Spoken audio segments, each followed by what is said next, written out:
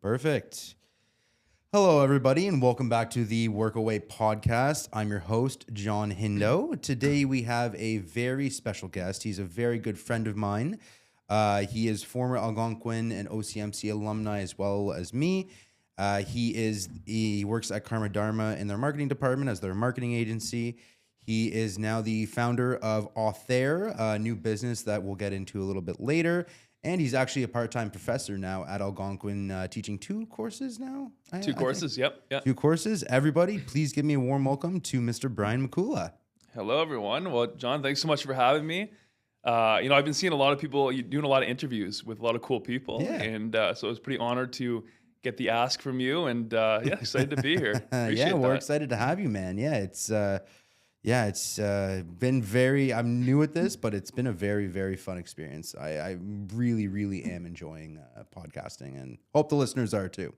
So I'm sure they are. With the new business at Authare, you've been very, very good. I mean, since we left Algonquin, you've been constantly on LinkedIn posting, and I love reading your posts because they're just so creative. When did you personally realize that LinkedIn was more than just a social media? Ooh, that's a good question. It's a good question. So I think back in November of 2024 is when I really started to ramp up on LinkedIn. And LinkedIn to me, is one of those things where every once in a while I'd pop in, put in a post, do a job update, the casual, thing that people do on LinkedIn, but nothing more than that. And then I bumped into a guy on LinkedIn, and he put out a post about the benefits of posting on LinkedIn. And I remember seeing that post and being intrigued by it. And so what I did is I worked with him. I took a month group coaching program, and he taught me pretty much everything about LinkedIn in terms of the benefits, everything all surrounding that. And after that, I really dove in. And what I did is I posted every single day for 100 days straight. I remember those posts. Those. And that was like, I was determined, right? It went from posting maybe once every 3 months to every single day for 100 days straight. And then after that, by the end of that 100 days, I had 300,000 impressions on my content, and close to 25,000 people had seen my content in 100 days. Wow. That's crazy numbers. Yeah. So that just shows that was a real first taste of wow, this is something big, right? Yeah, that's crazy. And I know on some of our clips, we've gotten 3,000 views or 3,000 impressions. And I'm like, oh man, that's crazy. We're really blown up. 300,000. Yeah. That's insane. That must feel like a really good number to say, right? It does, right? But even on your content, 3,000 impressions, it's still good. We can get into this in a bit, but LinkedIn has changed in the last year. People significantly too. Yeah, well, even so when I started, you put out a post and you get on average 3,000, 4,000 impressions. Now the algorithm has changed and people are seeing 400, 500. So for you to get 3,000 on a post is pretty good. So congrats. Yeah, I mean, I'm certainly proud of it. Yeah, you should be. What's the biggest missed opportunity you see with people that don't show up online?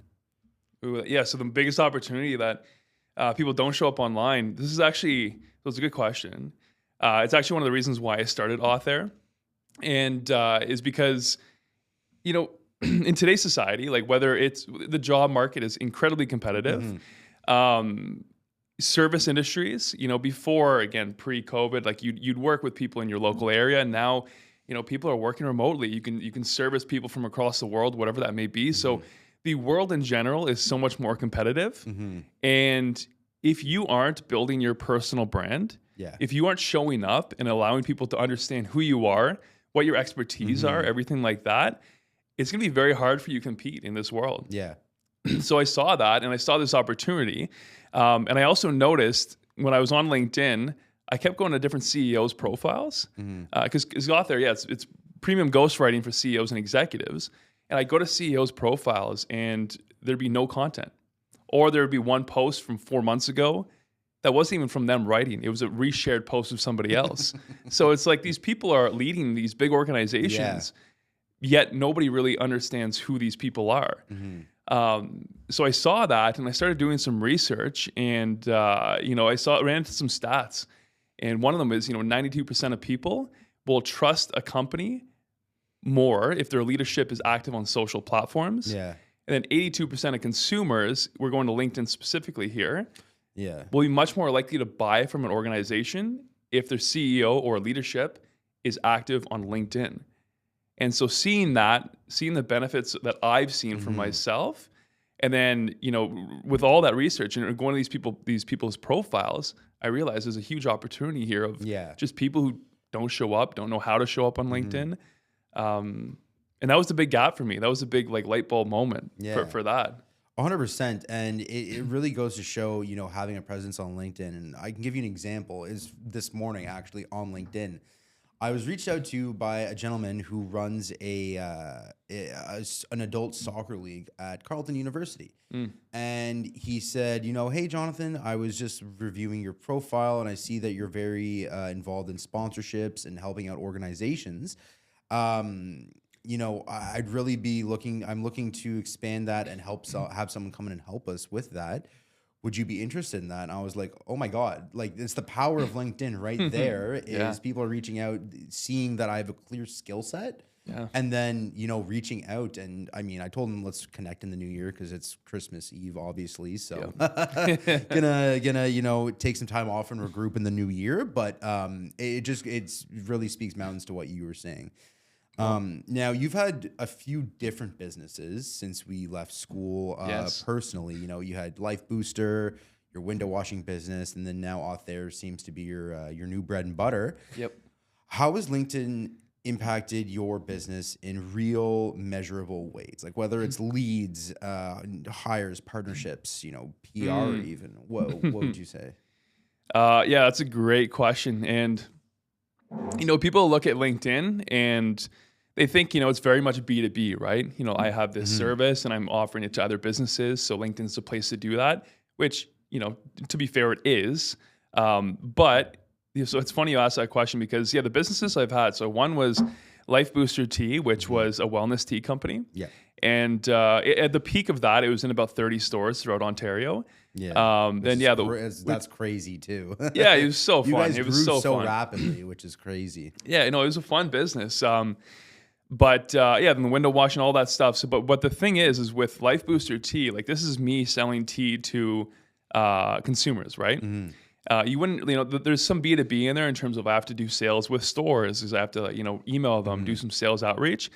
But one cool opportunity was that I put out a post on LinkedIn, and it wasn't even about the tea. It was about a life lesson I learned.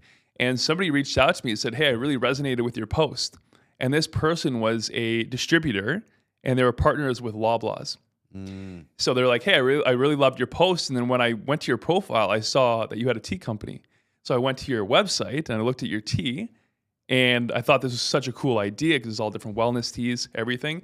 And so what they did is they pitched my product to Loblaws, and Loblaws in this new program decided to take it on. And then eventually, so this is all throughout Canada, right? Yeah, this would have coast to coast, coast to coast. It would have blown up the business. Eventually, Loblaws. It was an Ontario program that they were going to start in Ontario and go across Canada. But eventually, they decided to cancel the program. Unfortunately, yeah. But even that in itself speaks volumes, right? Just from me putting out a post on LinkedIn that wasn't even about my product. Yeah. Somebody reached out and said, "Hey, let me get you in Loblaws," and it was so close to happening. Yeah, which is crazy to think about. Just one LinkedIn post is able to get you, even getting the conversation to be put in a store like that. That is absolutely phenomenal, and I think really should show the value of people. The power of LinkedIn. Yeah. What's one misconception you think that some executives might have about posting on LinkedIn? Ooh, one misconception. I think a misconception is that, that's a good question, by the way. I think a misconception is that you have to be promoting your business at all times, which is false. People go on LinkedIn when they're first starting out, they're like, hey, I got to talk about my product, got to talk about my service at all times. But the reality is that that's actually not what you're supposed to do. Yeah. So in marketing in general, because I do work at a marketing agency, Karma Dharma, and in general, the biggest thing is any social media platform for your company or even for your own personal brand, you only want to be promoting your product or service 10 to 20% of your posts. Really? So 10 to 20% of your posts. Huh. And the reason is because people are going to your social platform, or they're going to your LinkedIn account, your personal LinkedIn account. They're going there to learn things. They're going there to get value. They're going there to be entertained to an extent. Yeah. So what you want to do is you want to be showing up and adding value. Talking about life lessons you've learned, talking about your different skills and expertise in ways that's teaching people. So I think, and a lot of people when they first start out, they're like, I got to promote my business, but people get tired of that. You know, if all you're doing is going on there talking about your service and promoting it, people aren't going to follow you. People aren't going to engage with your content. So I think, that's a big misconception is just don't focus on promoting your product or service. 10 to 20% of your post should be that, maybe even 10 to 15%, but really show up and be authentic. Like I've got, we can get into in a second, but I've got a whole foundational framework, which we can also talk about for LinkedIn as well. Yeah, for sure. Yeah, 100%. We definitely will. Now, that speaks to my sales background as well, because when I went through the Rogers sales program, and same thing with Xerox when I started out there too, but essentially the thing that they talk about is not like no one is going to buy shit from you if they don't trust you, if you don't connect with them, right? Yeah. Like you obviously there's a select few who are, very tightly wound and that's all they want to talk about is business. Yeah. But you get the few people like there's a guy from one of my accounts on LinkedIn. Me and him still go back and forth and we really connect because he's a big Dave Matthews Band fan. Cool. Me and him, like periodically he'll just message me to check in and we'll just send bands back and forth. And that guy, I think I did $50,000 to $100,000 worth of business with him. Yeah. Right. So like, it really speaks to like, don't be, and they teach you like you start off and you find out something. And if someone gives you an inch, you take a mile. Yeah. Because they're not going to trust you. And it's the same. It really does speak to that. If a founder says, I don't have time for LinkedIn or I don't have time for social media, what would your honest response be? Hire me. Yeah. No, I'm joking, half joking. But yeah, if people say they don't have time first of all, actually, I want to go back to your point. So trust is a big thing. Yeah. If you're doing sales, like people need to trust you before they'll work with you.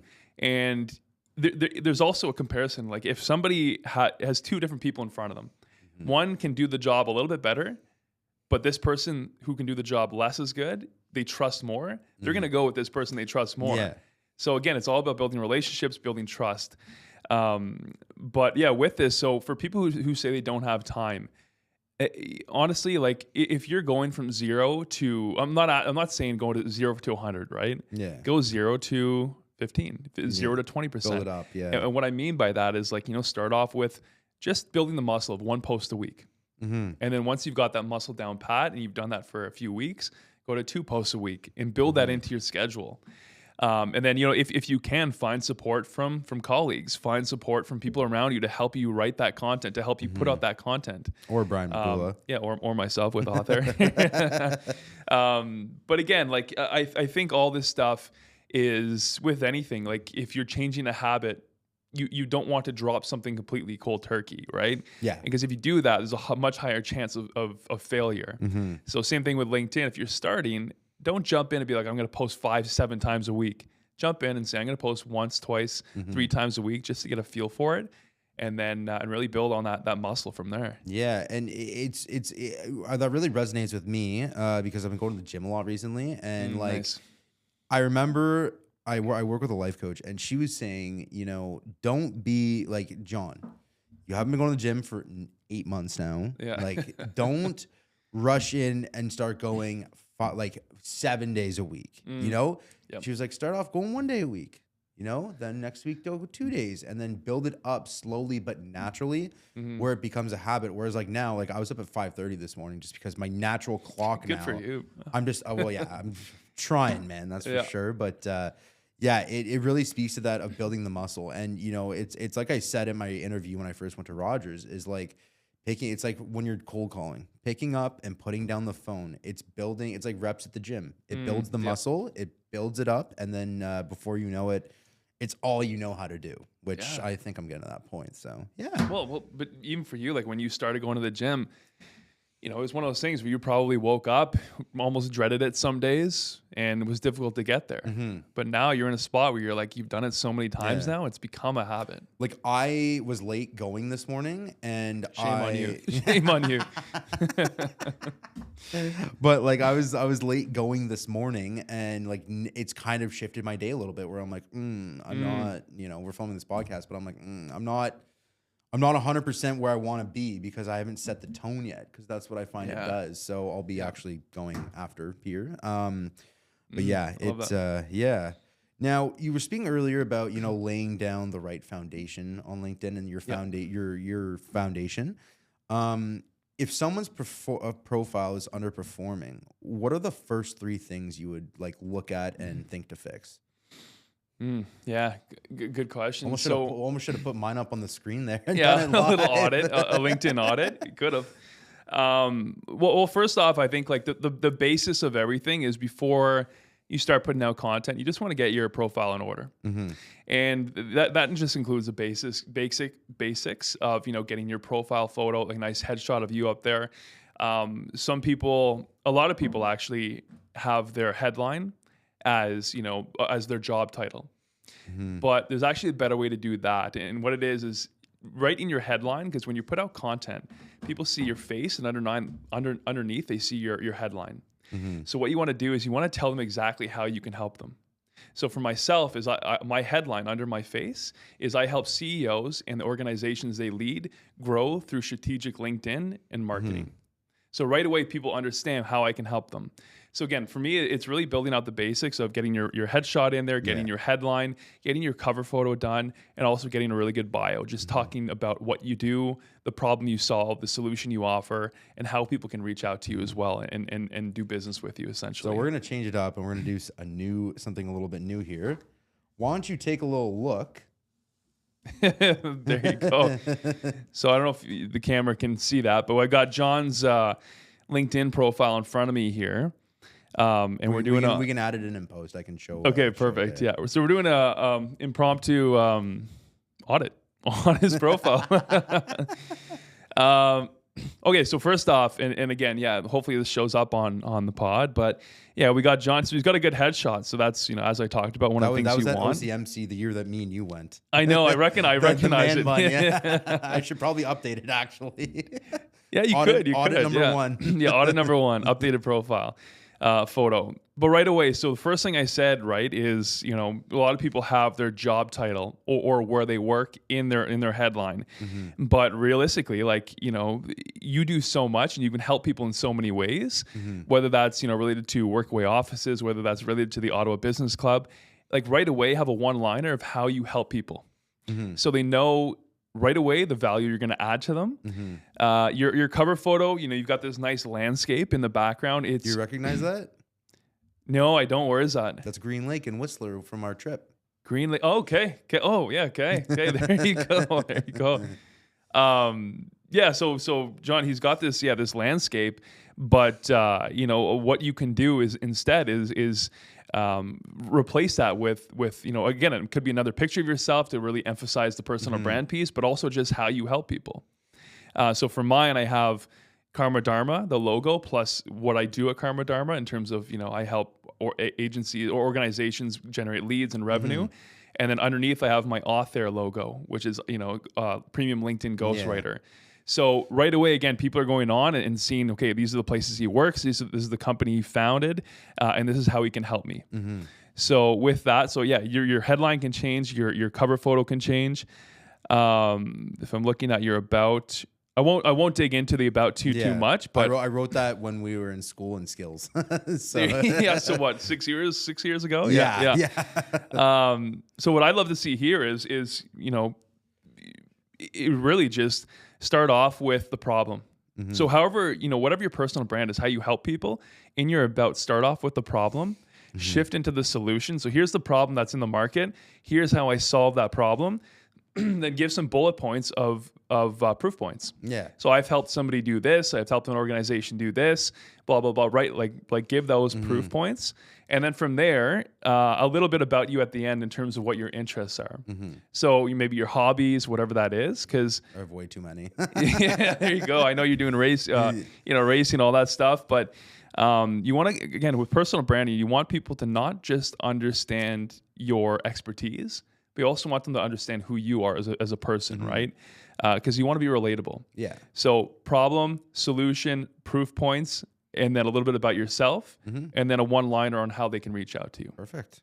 And that's it for the basis, the baseline, right? The base level for things like that. Perfect. Well, thank you. That was, I'm sure I'll put a screen record. I'm going to watch this and then put it in there. I think that it'll be great to show everybody, what you actually do and how you would do it. So yeah, thank you for that. I know that's a little impromptu. Thank you for that quick challenge. Yeah. Hey man, we're doing it. So back to the laying the right foundation. Yeah. What would I know you're just talking about strong headline. So what would a strong one communicate in, that top space?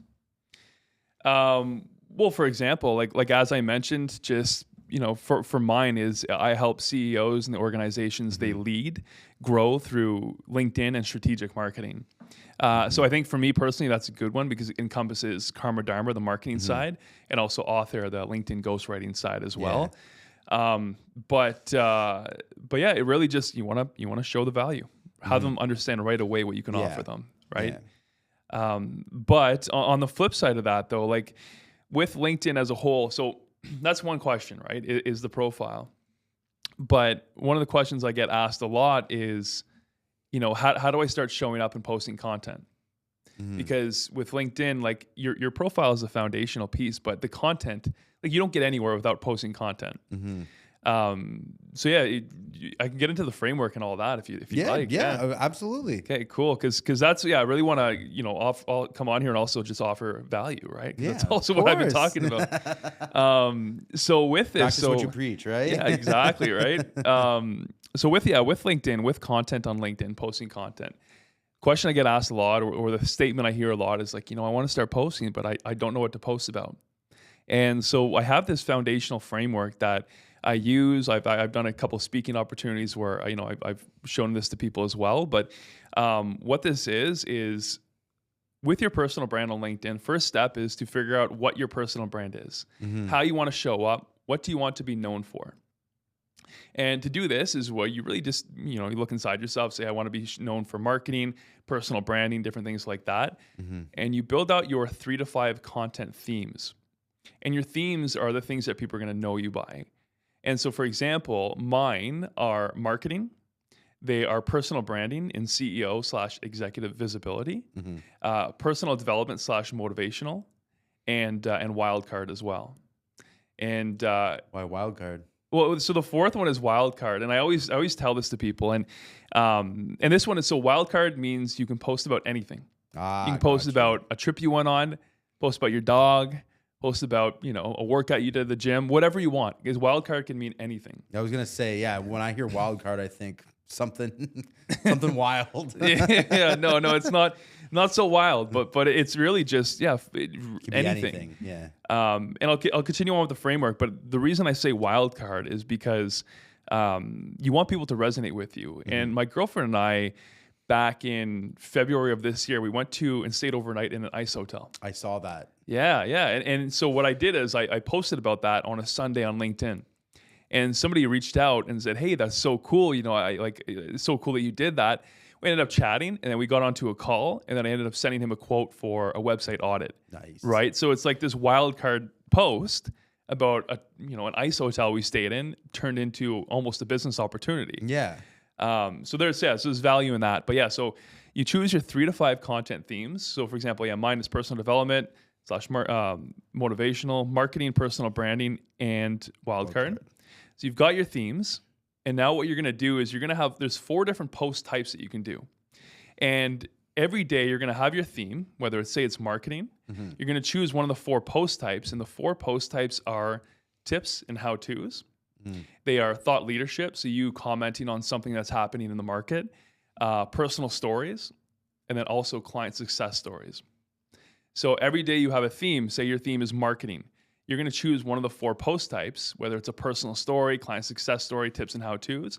You're going to attach it to that theme, and that's what you're going to write for the day. Yeah. So I'm going to write a how-to on how to optimize your website. And I'll give, the 5 top tips to do that. And that'll be my post for the day. So now you've got your 3 to 5 content themes, which you want to be known for your personal brand. Then you choose your post type right to that. But then next you got to choose your cadence. And what I mean by this is you have to decide how many times a week you're going to post. So for me, I'm on average about 5 days a week. And if you choose 5 days, that's great. If you choose 3 to start off, that's great. But what you do is you have your calendar. So you say, for example, every Monday I'm going to write about personal development / motivational. Every Tuesday is going to be marketing.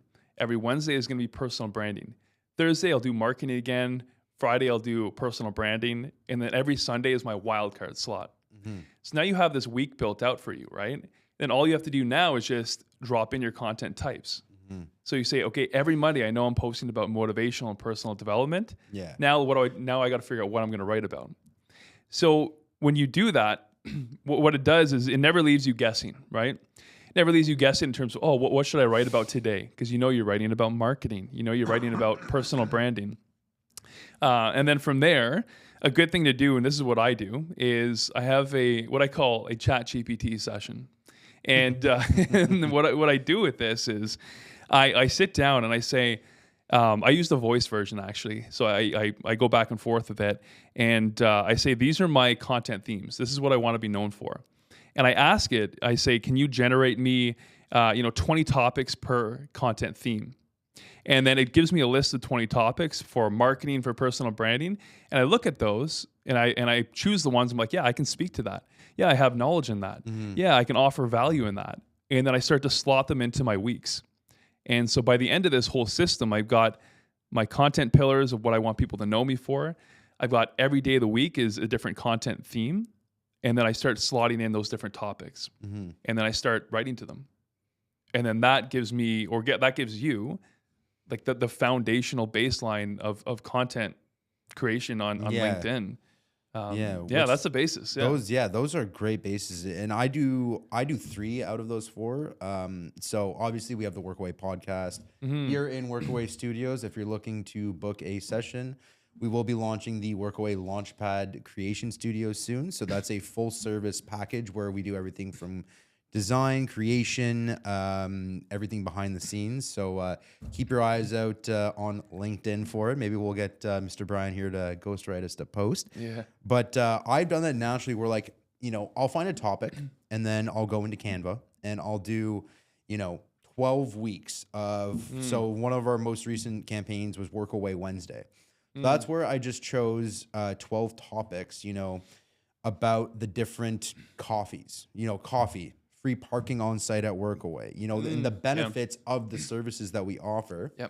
I just pre-schedule those in Canva over the next 12 weeks.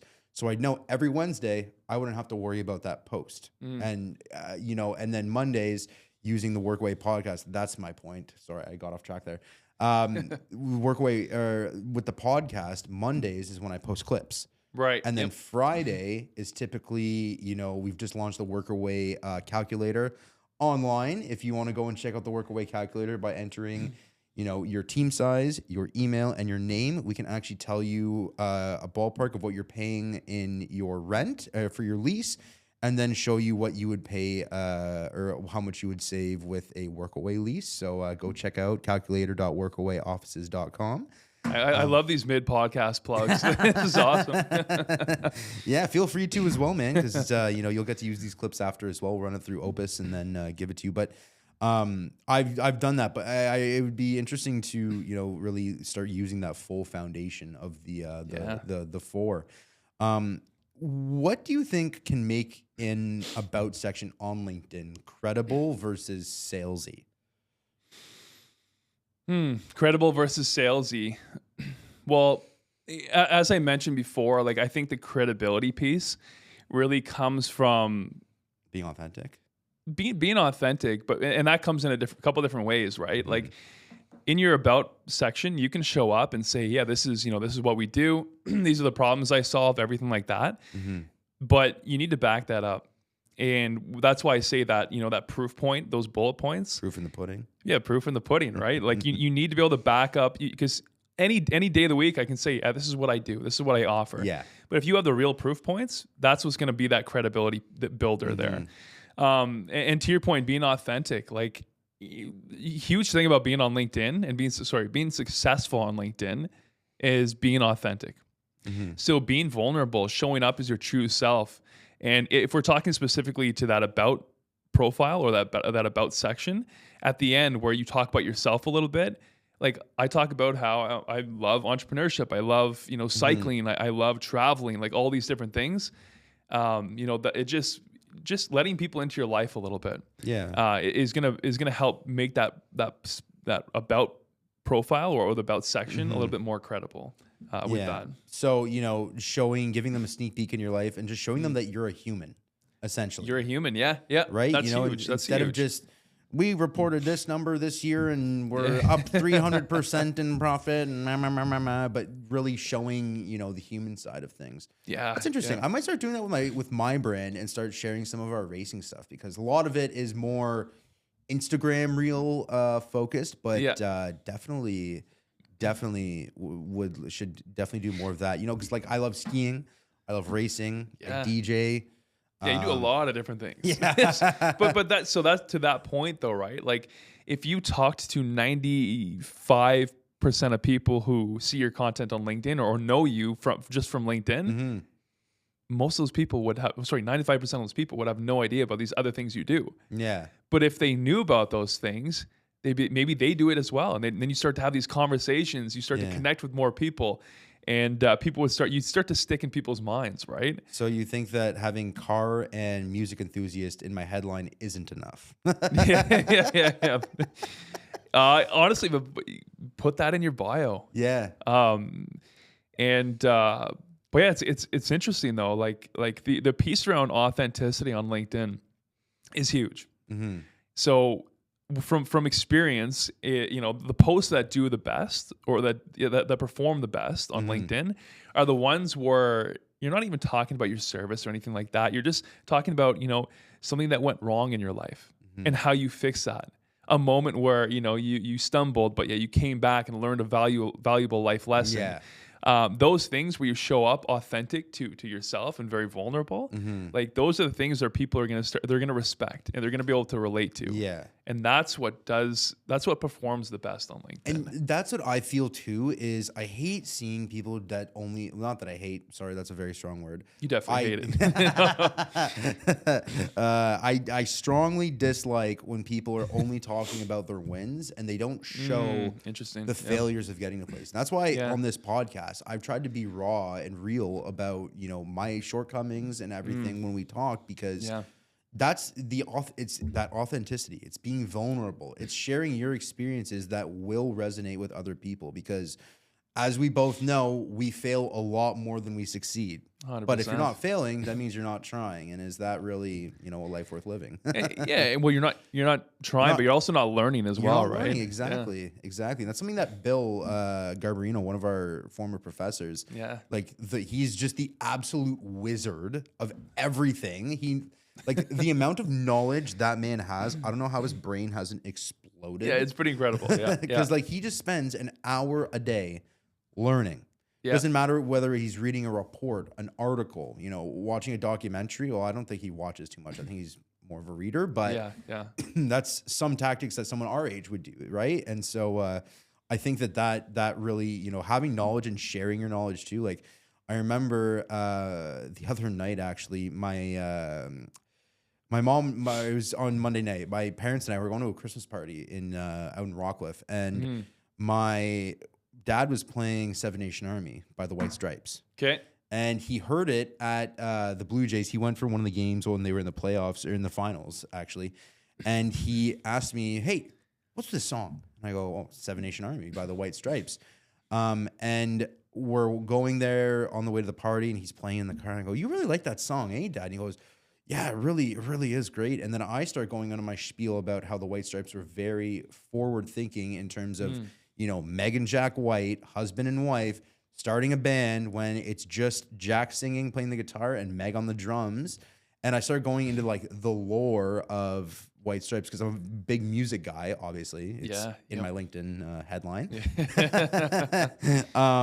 But it really, I was just going to the lore, and my mom was like, you know such like weird stuff. And I was like, I know the most unimportant stuff that no one ever needs to know. Yeah. But how handy did that just come in? You know what I mean? Right? Like sharing your knowledge, sharing what you know is really, and being authentic about it, I think is a really good thing. Yeah. Agreed. How would you position your role if you're in a transition, whether, you're moving jobs, you're moving roles, changing companies, changing careers even? And so what do you mean by that? So how do you... Yeah. So like if you're, let's say, I work in sales and I'm shifting into a marketing role or something, and I want to announce it on LinkedIn, or I want to change, my profile because obviously it's more sales oriented right now, and I want to move into marketing. How would you position it? Well, outside of, the position change announcement, like, again, you want people in your network to know that you've moved into this new role. They will, naturally over time. But if I'm being completely honest, like whether you're in sales or marketing, it's really like everything, not too much is going to change from your profile. And what I mean by that is if you're in sales, you're selling a specific service, right? Or product, whatever that may be. But that product or service helps somebody in a certain way. If you're in marketing, you're selling your services to help businesses grow. So with both of those avenues, whether it's sales or marketing, there's a solution in there, some way that you're helping somebody. So your profile is still going to be true to what I said earlier in terms of you want your headline to be how you help them. You want your cover photo to talk about how you help them. And you want that to be in your bio as well. So personally, it doesn't matter if you're in sales, marketing, whatever that may be. Just figure out, vocalize how you help people and make that up front and center. Like there's no more, in my opinion, there's nothing more to that, right? Then you can start getting into content creation around that new, that new service offering or whatever that you have. There's not too much difference from the other parts. Okay, perfect. Now shifting gears a little bit and, deciding what content like you would want to write for a brand. What's your process for choosing what to post? Do you like plan it as a batch? Do you do like, a few, like how I did the WorkAway Wednesdays? Or do you just post in the moment what you're feeling? That's what I'm feeling. That's well, so personally, I always say it's good to write bulk content. So whether that's if it's a Sunday, sit down for a few hours and write content for the week. And then, have that scheduled, whatever that may be. I don't necessarily do that. So I'm not a good example. A lot of times it'll be the day of, and I've got my, for example, I've got my ideas, I've got my things listed in my spreadsheets, but I don't have the content written. So I'll do it in the morning of, I'll write it, and then I'll, find a picture, maybe take a selfie. Selfies on LinkedIn work very well, I will say. Well, especially with those blue, dreamy eyes. Yeah. I wish I had blue eyes. No. So with that, again, biggest thing is just starting to write content. That's just start, basically, is it, right? Like that's can play just so many different, lessons in life. Like just start it. Yeah. Just start doing it. It was the thing with racing. Me and my friends talked about it for years. Finally, we said, screw it. Let's do it. Yeah. Now you have content everywhere for your racing. Exactly. Yeah. Awesome. DJing too. It was just like, oh, I'm so nervous about doing my first show. Like I wanted to be perfect, and then now it's like second nature. It's like, okay, let's go. Like, you have your routines and you set them. Also, shout out John because his birthday was recently. I was out of town. Yeah. But he DJ'd his own birthday. Like shout out to him. That's awesome. Like, yeah. I mean, well, it was just for me. Like, I knew the owner of the club, and I wanted to go to a club. I wanted to listen. I'm very into tech house, dubstep, rhythm, a lot of EDM, and I was like, I want to listen to my music. So, what's the best way to do that? play my own show, right? There you go. Yeah, I was only up there for an hour because I had a few other friends. Shout out Coots, Coots Official on Instagram, and my good friends over at Vantage as well. They played Riverside last year, so they're blown up. And they came and they helped, so that I wasn't up there solely by myself for 3 or 4 hours, which would have probably sucked. yeah. But no, it was a lot of fun. It's too bad you couldn't make it, but I'm sure you'll make it out to the next one. 100%. Yeah. Now, in terms of the best post ideas, where do you find that they actually come from a leadership perspective? Well, from a leadership perspective, a leadership, that's a little bit different, because I find as a leader, as a CEO or executive, there are a lot of moments where you make poor decisions. Hopefully more good decisions than poor, but the poor decisions still come. Yeah. And if you're a founder, whatever that may be, there are so many ups and downs with the business. And with that comes stories. So, and LinkedIn, stories work incredibly well. So when you're in leadership, a CEO, whatever that may be, talk about your failures, talk about the ups and the downs, let people know like a little bit behind the scenes of what's going on. Like that's the stuff that's going to perform well. And you can generate stories from that. Like, again, this is a little bit off topic to the leadership piece, but like my best performing post on LinkedIn to date is a post about how I got hired and fired as a barista in Australia. I was hired and then fired an hour later. And I wrote, I told the whole story. Yeah. And that post got insane engagement. Organically, I got, over 30,000 impressions. And that's incredible for a LinkedIn post. Yeah, just about getting hired and fired. Yeah, exactly. But that's like, first of all, like people also on these platforms, like, people are like, oh, Instagram's for entertainment, LinkedIn's for more business. But LinkedIn is shifting a lot now. So people are going on LinkedIn, they want to be entertained as well. So this was, it was humorous. It talked about this story, about how like the ups and the downs in the story, all that. And it ended on like a humorous note. And so that got a huge engagement. So, same thing with leadership. Like, talk about your failures, talk about all those different things. Obviously, you want to end on successes because that's what you've learned. Yeah. But there's just, as a CEO, there's so much. That's, again, going back, that's where the gap was, right? Like for Authare, is that CEOs, like naturally, they have so much in their head in terms of expertise, stories, everything like that, life lessons. And all they need is for somebody to just pull it out of them. Yeah. And that's why I created Authare, to do that for CEOs and executives. Yeah. But there's so much potential to start showing up for them. It's where to start, I find, is the biggest thing for people, is they don't know where to, I have all these ideas. I want to do this. I want to do that. Yeah. But how do I really start it? And that's part of the WorkAway Offices Launchpad. Check our bio for it. That's the thing, is people don't know where to start. Oh, I have this great business. I'm great at speaking. Yeah. But I don't know how to start a podcast. And that's where our package really will allow people to do that, right? And the biggest thing I find on LinkedIn is the short form content. Like that's one of the biggest forms of media that I personally consume, because I personally like hearing people talk. I'm a good reader, but I prefer hearing it and seeing people talk about it. I don't know why. It's probably the quick. You're talking video? Like short reels on Instagram, LinkedIn, when we post clips from this podcast. Yeah. I would definitely agree with that. Do you find there's a balance between, staying relevant in your industry on LinkedIn, but also not giving away too much like of the secret sauce?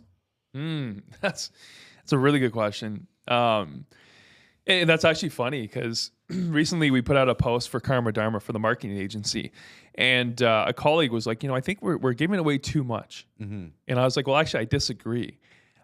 Because again, going back, John, what you said about trust, like if I'm on LinkedIn and I'm giving away not the full secret formula, the full secret sauce, whatever you want to call that. Yeah. But a lot of it though, like if I'm showing up and I'm genuinely interested in helping people succeed and they're genuinely like they're learning from me, like that in itself, like they're going to build so much trust in you. They're going to see your skill set and they're going to want to work with you.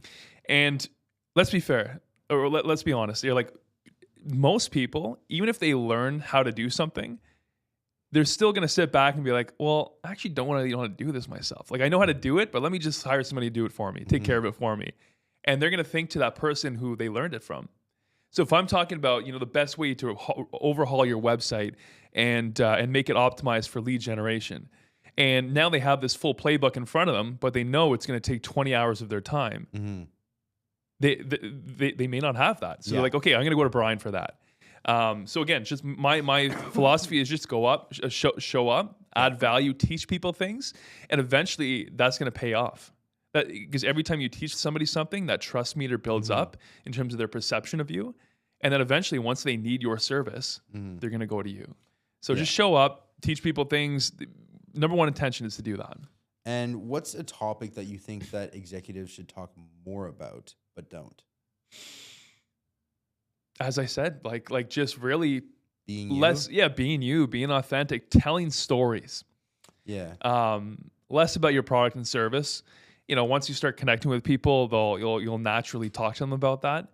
But even just telling stories, like I've had many conversations with people around North America, who I would have never spoken to in my lifetime, just from showing up on LinkedIn and talking about things I've learned throughout life and stories. Because a lot of times, again, if you're a CEO, you talk about something, somebody's going to like it. You're going to start having a conversation with them in the DMs on LinkedIn. And then from there, you maybe jump on a video call. Yeah. The person's like, wow, I really like this person. And then eventually you start to talk about business a little bit. Yeah. So again, show up value first with all that. And how do you keep your voice on LinkedIn human without oversharing? How do you keep your voice on LinkedIn human? What do you mean by the oversharing part? Like, how do you talk, like, obviously, how do you talk about, the topics you've talked about, being real, authentic, sharing stories, but not oversharing on your stories? Like not getting too private, I guess. Getting too private. Yeah. Like getting too into the weed. Yeah. Well, I think there's, it's a good question. I think there's also like a lot of that is just, your own like your own judgment. And what I mean by that is like, if you're talking about a time you got incredibly drunk and did something stupid, that's maybe not the right story for LinkedIn, right? But there are so many other stories where you can get vulnerable and talk about, talk about things in your life that you normally wouldn't, but that are still, respectful or whatever that may be. Yeah. So avoid the getting drunk and doing stupid things post, but still talk about, other vulnerable things. Because again, as I keep going back to, is like people just want to work with people they trust, and they want to, see you showing up and being human. That's a good point too. Not just people not just clients, but the people around you as well. That's a huge point that I hadn't even really considered. Yeah. Well, and also too, the people around you, like LinkedIn is great. Like one of the things I've noticed on LinkedIn, and I've talked to other people, they notice the same thing, is that when you're putting out content, people engage with it, people might reach out to you, but there are so many other people who see your content, they get value from it, but they don't engage with it. And then you see these people in person and they're like, hey, I've been seeing your content. I love it. Yeah. I've been getting so much value from it, but with that, I've been getting so much value from it. But then you're like, I've never seen this person like my content. Yeah. So it's, and then they start talking to other people about it. So you're building this almost like an invisible network. Yeah. Within itself. 100%. And I can personally speak to that as well. As I was at the Christmas party I was at on Monday. A friend of mine, I actually went to kindergarten with him. I hadn't seen him, reconnected with him recently, but it was last year at the Christmas party. This year he sees me, hey, how's the OBC going? I've been seeing you everywhere. Yeah. Looks like you guys are doing great things. You guys are really filling a gap with young professionals in Ottawa. And I'm like, I was pleasantly surprised with the amount of people that I was speaking to that had already known about it. Yep. Without me bringing it up, So that means got to be doing something right? Yeah, well, but that speaks to it, man. You're putting out content for the Ottawa Business Club, and people, you're impacting more people than you know with that content. Mm-hmm. You're building more awareness than you actually know with that. Yeah, perfect. And in terms of engagement and consistency tips, that could actually help move the needle. Yeah. What's more important, do you think? Posting frequency or engagement quality, and why? Well, okay, so there's, good question. There's two parts to that. So consistency is huge on LinkedIn. Mm-hmm. I always recommend when you're, key is to do at least 3 posts a week on LinkedIn. Yeah. Just naturally, the algorithm favors people who are more consistent on LinkedIn. Mm-hmm. The other piece around engagement. So you want to balance both, really. And if we're digging into it deeper here, so on LinkedIn, your content, so you've got your profile. Mm-hmm. Your content is the foundation, right? Like you're not going to be successful if you don't post content. But then the next level above that or next to that is engagement. So this is, when people comment on your posts, number one thing is you have to respond. You should be responding to every single comment on your post. These people who are commenting on your posts are taking time out of their day to do this. Mm-hmm. So why not reciprocate that, right? And then in addition to that, when you're commenting on other people's content, you should make an effort to like, engage, and comment on other people's content. Because when you do that, your posts are going to start showing up in their feeds more. Yeah. And naturally, the LinkedIn algorithm, when you start to engage with other people's content, you start to show up there more. They start to see your content more, all things like that. And you build this network of people who are seeing your content. And then it's just a big cycle because they start seeing your content, they like it, it gets shown to their followers, their followers like it, gets shown to theirs, and it just builds this big network. Yeah. So key on LinkedIn is really, consistency is huge, but you have to be engaging with your network. And so that actually is a perfect segue to my next question. What does a good comment look like if you want to build relationships with people? Your comment should be, great post. The pre-made LinkedIn ones. That's a good question. So so many people, like you go on LinkedIn, you see love this post, great post. And that's good, but it's not great, right? Mm-hmm. So you really you talk about something within the post, make it longer, resonate with something in the post, be like, I actually experienced the same thing. I really like what you talked about here. It resonates with me here. Build a connection there, right? Like a great post is there's no. It's a great introduction to your comment, but you're not even scratching the surface. Yeah, like you can start with great posts and then get into but you need depth even in your comments. And then if you want to take it a step further, you can actually ask them a question about the post. Mm-hmm. How did you feel after this? What would you recommend the best way to do this and this and this to get that conversation going? And then from there, if you want to take it a step further, once that conversation's going, you can bring it to your DM, your conversations, your inbox, and start having a conversation with them there. And that's really great. What do you think is a realistic weekly cadence for a busy CEO who wants to drive results through his LinkedIn? Well, like I said, three posts a week is the baseline.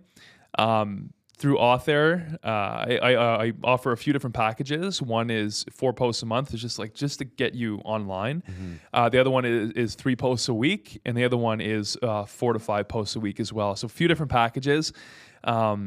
But biggest thing is if you're starting out and you want to make some actual genuine impact, having thousands of people seeing your profile, thousands of impressions, all things like that. Start showing up 3 times a week on LinkedIn, and you also have to be engaging with other people's content. So I'd say three times a week is a good base level for that. Mm-hmm.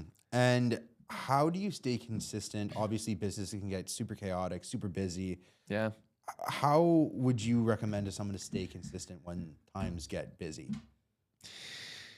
So to stay consistent when times get busy, I think, as a CEO, because you're so busy, or a CEO, executive, founder, whatever that may be, because you're so busy, during that 9 to 5 hour, you're going to have people reaching out to you. You're going to have a ton of meetings. It's going to be hard to write content within that time block. So maybe make it an effort. So once a week, you're going to take an hour outside of your 9 to 5. whether it's 8 to 9 in the morning when you're having your coffee, when nobody's reaching out to you yet, nobody's, trying to get a meeting with you. Yeah. Have that block of time to think about your content, to write your content. Because I'm telling you, if you're going to try to do it during your 9 to 5 hours, it's not gonna happen. Unless that's your job to do that. Unless that's your job. But like as a CEO, like as a leader, you're in demand, right? Yeah. So even if you have an hour blocked out from 9 to 5 to write content, something's gonna come up. Yeah, by the time that time slot comes, somebody's gonna book it or something, right? Yeah. So yeah, big thing for leaders is really just finding a time block that's outside of the daily norm. Yeah. Where you can really slot that in. Perfect. And what's one small change that often can create the biggest potential reach, like spread your reach or have more inbound people coming to you on LinkedIn? Yeah, I think it's interesting. Like a lot of people, you put out content and they're teaching something, which is awesome. But there's one thing that you can do at the end of your posts. And I do this with probably 80% of my posts is I write PS. So PS with a dash. Yeah. Then I follow up with a question. Related to the post. So here's my content. Here's my post. P.S. This is the best way to do this. How do you feel about this? Have you ever run into the same situation? Yeah. And more often than not, people are commenting on my post, answering that question. And then once you do that, it just fuels the engagement for your post, right? Yeah. It gets shown to more people. So I always recommend at the end, even one line, P.S. What do you feel about this? Whatever that may be. That little change there can give your post so much more engagement. And also something you can do this, as well is LinkedIn in the past, when you put links in your content, it would hinder the performance. So that has actually changed now. So that's no longer a thing. So every once in a while, do you know why? I find that very curious that a link would is it people think it's a sketchy link or what is it? So what it is actually LinkedIn wants you to stay on their platform. So when you put a link to a website that's outside of the platform, they're going to hinder the performance. So they greedy bastards. Yeah, exactly. But yeah, they would hinder the performance, and now that's changed. So if you write a post about the best tips on how to do this for Authare, like if I'm writing tips on how to write content, I'll just not even with a CTA, I'll just put the link to Authare at the bottom, and you can see 20 people from this post visited my website, in from there. So PS to boost engagement, and every once in a while put a link to your website at the bottom. Yeah. So that actually, you kind of answered my next question with that after you, which was, what do you track to know LinkedIn's working apart from impressions? Apart from impressions. So I love the analytics. I love looking at the analytics in the back end of LinkedIn. Obviously impressions is a big one. It's just fun to see that grow over time. But you can see, what's my follower account? How many people are clicking through to the websites I'm posting, whether that's Karma Dharma, the agency, or Authare for LinkedIn ghostwriting. How many people are clicking through? Yeah, and then comments, I guess too, right? Yeah, comments, engagement. Yeah. But then each post as well. So when you put out a post, you can see the stats of that individual post. Yeah. And you can see, here's the impressions of the post. Here's how many people followed you from this post. Here's how many people visited your profile from this post. And here's how many people clicked on the link in this post as well. So yeah, there's a lot of different levels of that. But I love looking at the analytics on the back end. Yeah, you sound very passionate about it, which is Can perfect. You tell? Going to Mr. Brian Mikula for all of your marketing needs at Karma Dharma and your LinkedIn ghostwriting over at Authare. We're going to close it off with some rapid fire questions here. Okay. What's one LinkedIn rule that you'd retire forever? One LinkedIn rule I would retire forever. Yeah. What do you not like about something on LinkedIn, I guess? Oh my God. Overly AI produced content. If we're going in the context of this. Yeah. Like you see so many posts on LinkedIn that are just like, you look at it, you're like, this was clearly written by AI. And it's so bad. It's so bad. And those things don't perform. So one thing I hate about, or dislike, as you said before, hate's a strong word. It's just, be more authentic, get away from, purely overly produced AI content. And are you talking, so like, for example, I do Canva for all my create, like I do the marketing here. Yep. Or part of it. Dan behind the camera is really the guru. Yeah.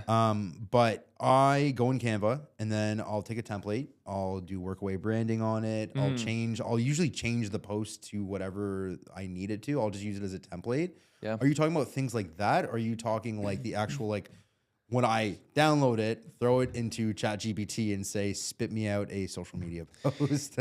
I'm talking about putting a ChatGPT to write the content. Yeah. And again, like, some of my content's written by AI, but I look at it, I humanize it, I make it sound like me. Yeah.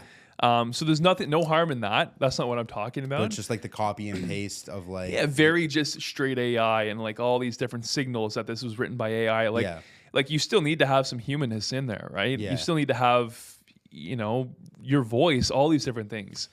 So, have that piece of content written by AI, but then make sure your voice is in there. Make sure there's everything in there that you would actually say in real life. If there's something in there that you wouldn't see yourself saying, remove that. Yeah. Yeah. So I think writing with AI is fine, but just making sure take it and make it your own, right? Take it and make it your own. That's a great way. Yeah. Great way to put it. Yeah. If you could give a new founder one LinkedIn habit to build, what would it be? Like from the onset? From the onset, biggest thing is being comfortable putting your face out there, like your actual pictures of your face. I mean, who could not want to look at your face? But yeah, putting your face out there. Like one of the things that works well on LinkedIn, as I mentioned earlier, is just selfies. Yeah. Like some people, again, another reason why a lot of people don't start is because they're like, oh, I don't want to put up pictures of myself out there. But getting in the habit of just being comfortable taking a selfie and putting it out there with a post, that's it. Yeah. Perfect. And we've been talking a lot about the LinkedIn, the change. Sorry, I'm swaying here. I told you not to do that before.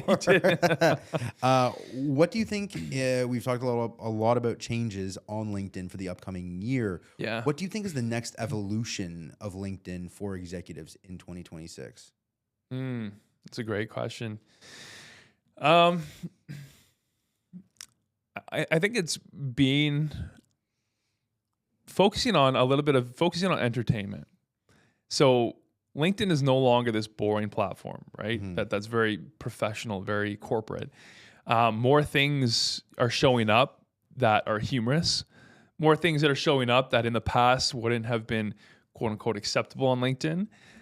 So being willing to being a little bit different, bringing humor into things, actually trying to entertain people in your content. Yeah. That's where LinkedIn is going right now.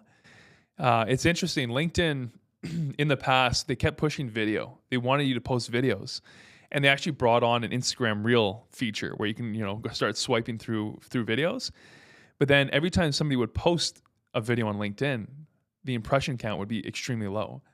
And then now, so people are understanding, okay, videos are great to show your mannerisms, to show your voice, let people hear your voice, how you show up. Engagement and impressions will be a lot lower than a picture post, which is unfortunate. I've noticed that on Instagram with the racing Instagram. I've always wondered why that is. Okay. Oh, so like even on Instagram, you're seeing picture versus video. Our largest reel, I think, has 2,100 views on it. And then our largest picture post has like 3,100. Okay. So it's just, there's like almost 1,000 person difference there. Well, yeah, so it sounds like it's similar to LinkedIn. Yeah. But LinkedIn's even more like drastically different. Huh. But again, I think some of the reasons why, one is when somebody looks at a picture, subconsciously their brain picks it up and they see that picture. It's a picture of John, good looking guy. And then right away, thank you. Right away, they're like, okay, I've taken that in. Yeah. I'll skim the content. I like that. But if it's a video, even if it's 20 seconds, 30 seconds, like people are scrolling through that feed fast, right? Yeah. So for them to actually engage with that, they've got to sit there for 20 to 30 seconds. And that takes a lot more effort, right? So even though less people are going to do it, it's still great to have video. But I really think it's pictures, people digest it within a second. Video will take 30 seconds, a minute. And so less people are going to do that. Interesting. Yeah. But that's my take on it. I don't know if that's true, but that's my take. Well, it's a great take. And Brian, thank you so much for coming on the WorkAway podcast today. It's great to catch up with you. Great to learn about all the great work you're doing. Really appreciate it. Connect with Brian on LinkedIn. I'm sure he'd love to have you on his posts. Karma Dharma as well for all of your marketing servicing needs. And if you are an executive that wants to get more engagement, you can follow Authare on LinkedIn. Also connect with Brian. And thanks for coming on the podcast, man. Well, I appreciate it. Yeah, as John said, so, two things I offer right now. One is through Karma Dharma, a free 30-minute marketing strategy session where we'll talk about your goals and talk about what you're currently doing, how to improve that. And also a free 30-minute LinkedIn review for Authare. So we'll sit down for 30 minutes, take a look at your LinkedIn profile. We'll talk about your goals, everything like that. And then also see if you're a fit for Authare as well. So if you're interested, Karma Dharma. You can look it up online, and then Authare as well, which is AUTHARE. And I'd love to jump on a call with you. Yeah, and then John, thanks so much for having me. This was really fun. Hey, you were a great guest, and we will definitely have you back in the future once we get a couple of these executives under your belt. Don't lie to me, John. Please. I'm joking. Awesome. Thanks, John. No worries.